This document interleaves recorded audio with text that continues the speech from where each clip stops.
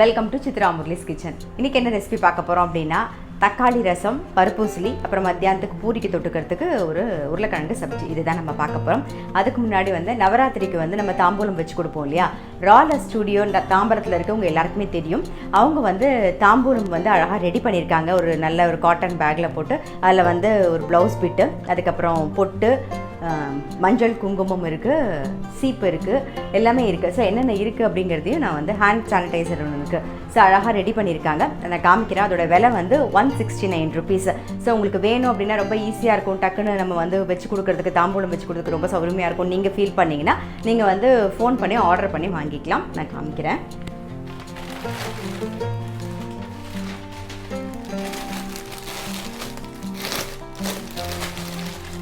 நல்ல அழகான காட்டன் சுருக்கு பையில் கொடுத்துருக்காங்க.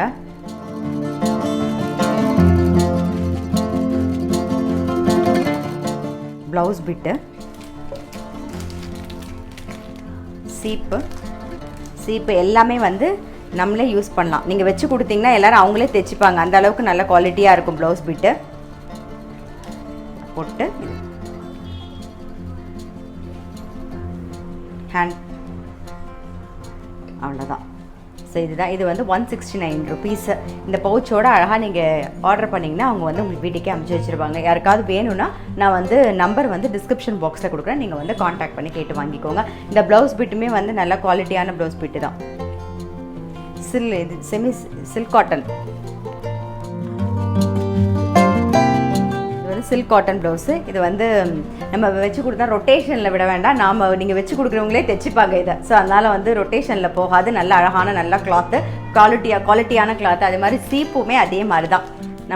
நீங்கள் வச்சு கொடுத்தீங்கன்னா அவங்களே யூஸ் பண்ணிப்பாங்க இந்த சீப்பையும். ஸோ அந்த அளவுக்கு நல்ல ப்ராடக்ட்டு. முக்கியமாக இந்த பவுச்சு, இந்த காட்டன் பேக் நம்ம காய்கறி போட்டு வச்சுக்கலாம். ஃப்ரிட்ஜில் யூஸ் பண்ணிக்கலாம். இல்லைனா வேறு ஏதாவது நம்ம லாக்கரில் வைக்கணும் அப்படின்னா கூட இதில் போட்டு கூட வச்சுக்கலாம். ஸோ ரொம்ப சௌரியம். இதில் எதெல்லாம் நீங்கள் யூஸ் பண்ண முடியுமோ இந்த மாதிரி இந்த பேக்கையும் நம்ம யூஸ் பண்ணிக்கலாம். ஸோ இதில் எதுவுமே வேஸ்ட் கிடையாது. எல்லாமே நம்மளே யூஸ் பண்ணிக்க முடியும். உங்களுக்கு வேணும்னா நான் நம்பர் டிஸ்கிரிப்ஷன் பாக்ஸில் தரேன். நீங்கள் காண்டாக்ட் பண்ணி கேட்டு வாங்கிக்கோங்க. இதோடைய ரேட் 169 rupees.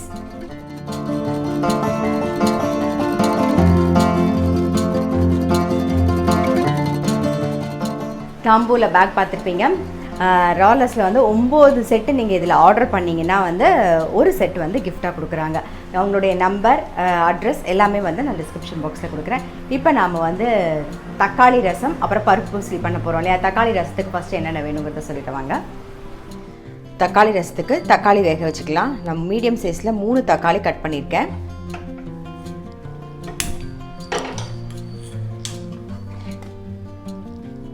கொஞ்சம் தண்ணி விட்டுக்கிறேன். இந்த பக்கம் வேகட்டும். பருப்பூசலிக்கு கடலைப்பருப்பு ஊற வச்சு வச்சுருக்கேன். வரமிளகா, இஞ்சி, கொஞ்சம் பெருங்காயம் சேர்த்து அரைச்சி எடுத்துக்கேன். வரமிளகா, இஞ்சி,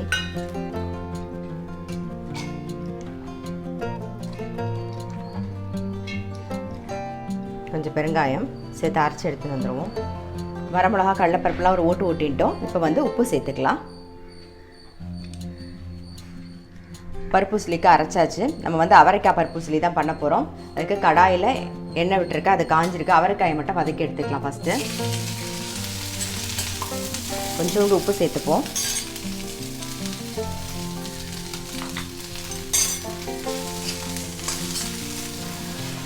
அவரைக்காய் நல்லா வெந்துடுது. ஸோ எடுத்துடலாம். அதே கடாயில் எண்ணெய் விட்டுக்கலாம்.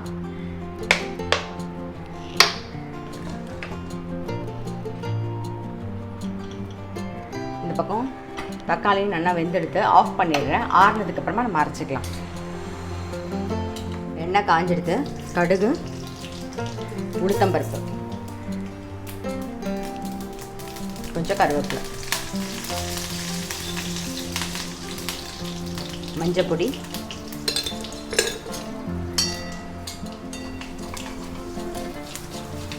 அரைச்சி வச்சுருக்கிறதையும் சேர்த்துடலாம். கடலைப்பருப்பு, வரமிளகா, உப்பு, பெருங்காயம் இதெல்லாம் சேர்த்து அரைச்சி விழுது. அதையும் சேர்த்துடும்.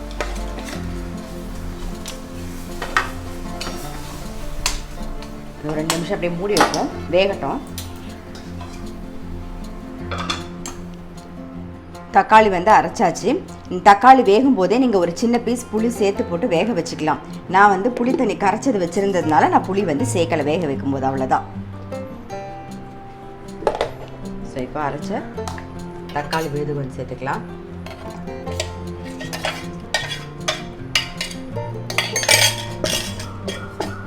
கொஞ்சம் புளி தண்ணி,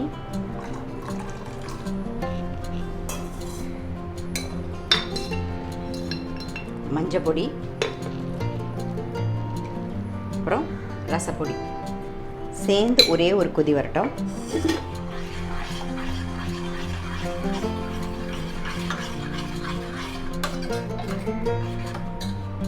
மிக்ஸி ஜார் அலம்பி அந்த தண்ணி கொஞ்சம் சேர்த்துக்கலாம். இதெல்லாம் சேர்ந்து ஒரு கொதி வரட்டும். அதுக்கப்புறமா வேணுங்கிற அளவு தண்ணி விட்டு நம்ம வந்து அந்த புளிப்புக்கு தகுந்த மாதிரி கொஞ்சம் தண்ணியெல்லாம் சேர்த்துக்க வேண்டியதான்.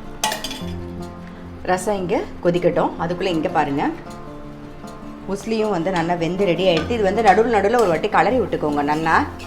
பாருங்கள், இந்த மாதிரி அப்படி தான் உதிர் உதிராக வரும். இப்போது வதக்கி வச்சுருந்தோம் இல்லையா அவரைக்காய், அதையும் சேர்த்துடலாம். அவ்வளோதான், நம்மளுடைய பருப்பு உஸ்லி வந்து ரெடி ஆகிடுது. அவரைக்காய் பருப்பு உஸ்லி ரெடி ஆகிடுது. இதில் நீங்கள் வேறு எந்த காய் வேணாலும் நீங்கள் சேர்த்துக்கலாம். கொத்தவரங்காய் கூட போட்டுக்கலாம். இப்போ பருப்பு உஸ்லி ரெடி ஆகிடுது. ஆஃப் பண்ணிடலாம்.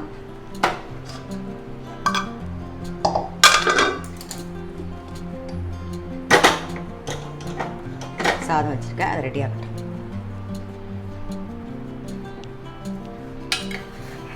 இந்த பக்கம் கொதிச்சுன்னு இருக்கு புளி தண்ணியும் ரசத்துக்கு தேவையான உப்பு சேர்த்துடலாம். அப்புறம் பெருங்காய பொடி கொஞ்சம் சேர்த்துக்கலாம்.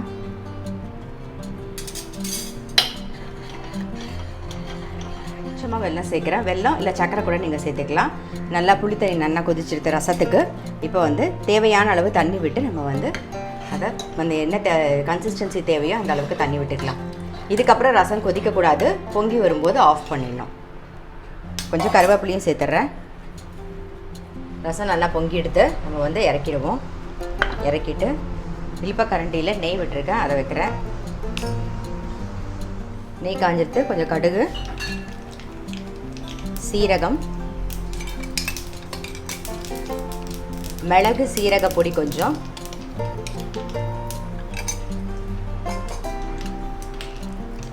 ரெண்டு கருவேப்பிலை, அவ்வளோதான்.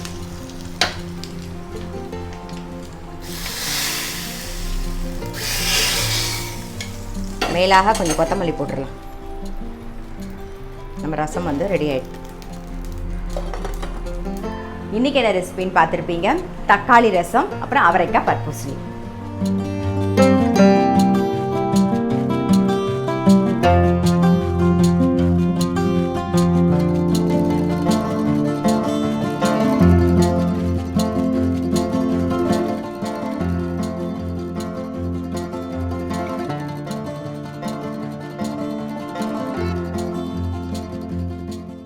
மார்னிங் ரெசிபி என்னென்னு பார்த்துருப்பீங்க. இப்போ மத்தியானத்துக்கு வந்து பூரியும் உருளைக்கிழங்கு தான் பண்ண போகிறோம். உருளைக்கிழங்கு வந்து வெங்காயம் பூண்டெல்லாம் சேர்க்காம தான் பண்ண போகிறோம். ஸோ அது எப்படி பண்ணுறது அப்படிங்கிறத பார்த்துடலாம். நான் உருளைக்கிழங்கு வேக வச்சு ரெடியாக எடுத்து வச்சுருக்கேன். பாருங்கள், ஒரு 3 உருளைக்கிழங்கு வேக வச்சு ரெடியாக எடுத்து வச்சுருக்கேன். இந்த பக்கம் ஒரே ஒரு தக்காளி கட் பண்ணி வச்சுருக்கேன். இஞ்சி கொஞ்சம், பச்சை மிளகா ஒரு பச்சை மிளகா, கொஞ்சம் கருவேப்பிலை, அப்புறம் கொஞ்சம் கொத்தமல்லி. தாளிக்கிறதுக்கு கடுகு, உளுத்தம்பருப்பு, சீரகம். ஸோ அப்புறம் மஞ்சள் பொடி சேர்க்க போகிறோம், ரெட் சில்லி பவுடர் சேர்க்க போகிறோம், பெருங்காயம்லாம் சேர்க்க போகிறோம். பதக்கிண்டே நம்ம பார்த்துடலாம். அடுப்பில் கடாய் வச்சுருக்கேன், அதில் எண்ணெய் விட்டுருக்கேன். எண்ணெய் காஞ்சிடுது. கடுகு, உளுத்தம்பருப்பு, சீரகம்,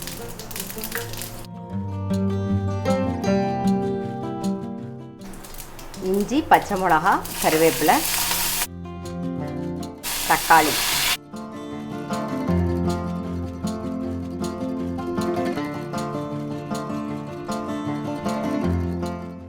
பெருங்காயப்பொடி கொஞ்சம்,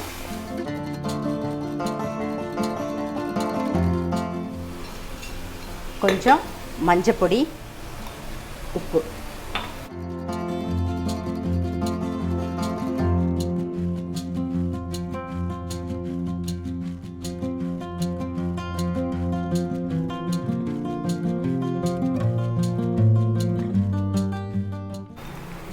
ரெட் சில்லி பவுடர்.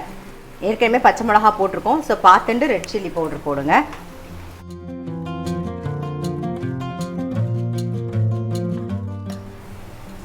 தக்காளி வந்து நல்லா வதங்கிடுது. இப்போ வேக வச்சு மசிச்ச உருளைக்கிழங்க சேர்த்துக்கலாம்.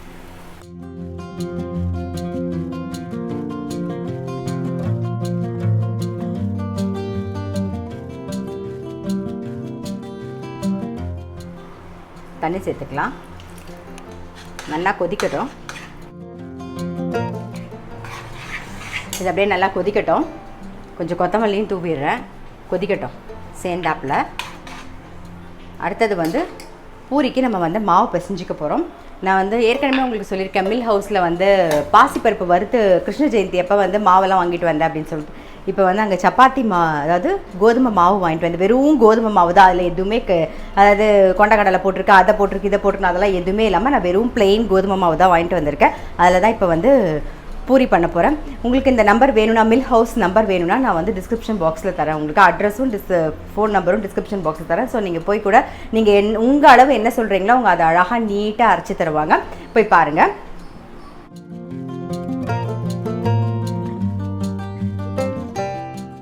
பாருங்கள், கோதுமை மாவு வாங்க ஆரம்பித்ததுலேருந்து நான் அங்கே வாங்க ஆரம்பிச்சிருந்து அங்கே தான் வாங்கிட்டு இருக்கேன். ரொம்ப நல்லா டேஸ்ட்டாக இருக்குது, நல்லா சாஃப்டாகவும் இருக்குது. அது மாதிரி இது மட்டும் கிடையாது, அங்கே சாம்பார் பொடி இருக்குது, ரசப்பொடி இருக்குது, பருப்பு பொடி இருக்குது, இட்லி பொடி, எல்லா பொடியும் இருக்குது அங்கே. நான் உங்களுக்கு அட்ரஸும் ஃபோன் நம்பரும் நான் உங்களுக்கு கொடுத்துட்றேன். அது மாதிரி நீங்கள் டப்பாலாம் கொண்டு போகணுங்கிற அவசியம் கிடையாது. இந்த மாதிரி அழகாக பேக் பண்ணி கொடுத்துருவாங்க.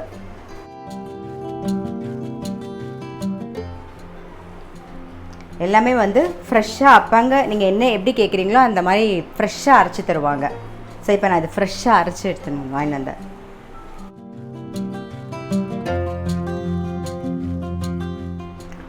இப்போ உருளைக்கிழங்கு சப்ஜி வந்து ரெடி ஆகிடுது. கொத்தமல்லி தூவிட்டு ஆஃப் பண்ணிடலாம், அவ்வளோதான்.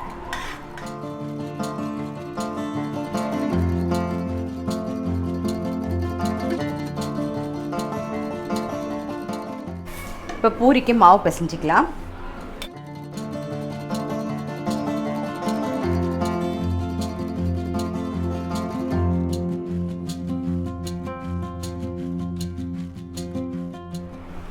நார்மல் வாட்டர் விட்டு பிசைஞ்சிக்கலாம். கொஞ்சம் பூரிக்கு வந்து கொஞ்சம் கெட்டிமாக பிசைஞ்சிக்கணும், சப்பாத்திக்கு கொஞ்சம் தளர இருக்கணும். இந்த மாதிரி கெட்டிமாக பிசைஞ்சிக்கணும். இந்த மாதிரி பிசைஞ்சிக்கணும்.